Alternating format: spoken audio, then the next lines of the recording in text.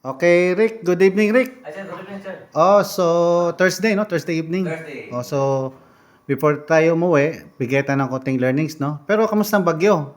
Si Egay. Nakalabas na, sir, sa pan. Nakalabas sa Nandun na sa north, no? Sa north nila, papunta ng Taiwan, ano?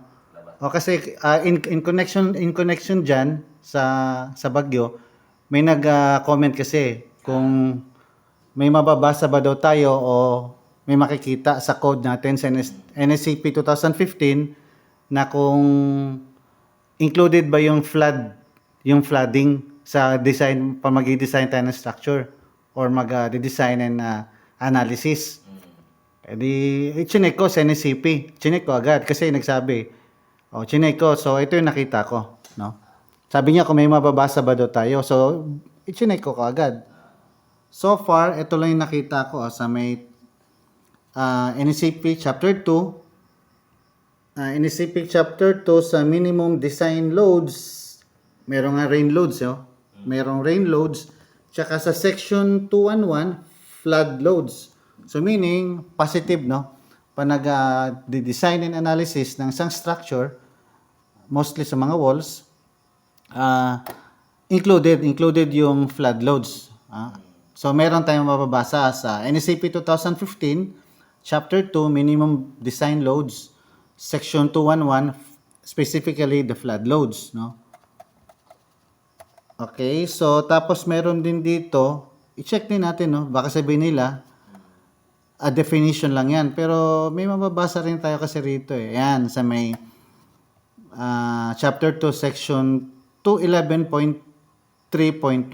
Ang sabi dito, structural system of buildings or other structures shall be designed, constructed, connected ba to? Connected and anchored to resist flotation, collapse, and permanent lateral displacement due to action of flood loads. Yun, lumabas na yung word na flood loads. Associated the design, flood, and other loads in accordance with the load combination in Section 203.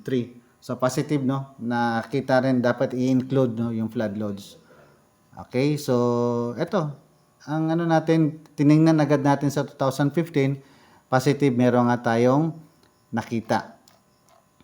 Okay? Tapos, kuha na laki ng copy ng NSCP 2015, kung civil engineer kayo, kailangan meron tayo nitong copy ng Biblia natin.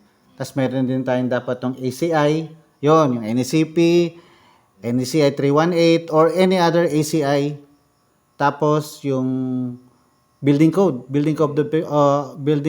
of the Philippines, tsaka yung UBS.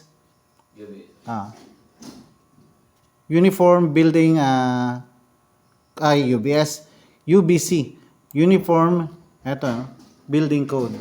National Structure Code of the Philippines. Ito yung mga reference nila. Uniform Building Code, UBC 1997. Ito yung mga reference natin. Dapat meron tayong Uniform Building Code, UBC 1997, yung IBC 2009, ANSI 17. Yan yung mga dapat mga reference natin. Okay, so confirm Rick, meron tayong nabasa regarding sa flood load, no? Kasi yun ang tanong sa atin. Okay, Rick, tara, uwi na tayo. Approve ba?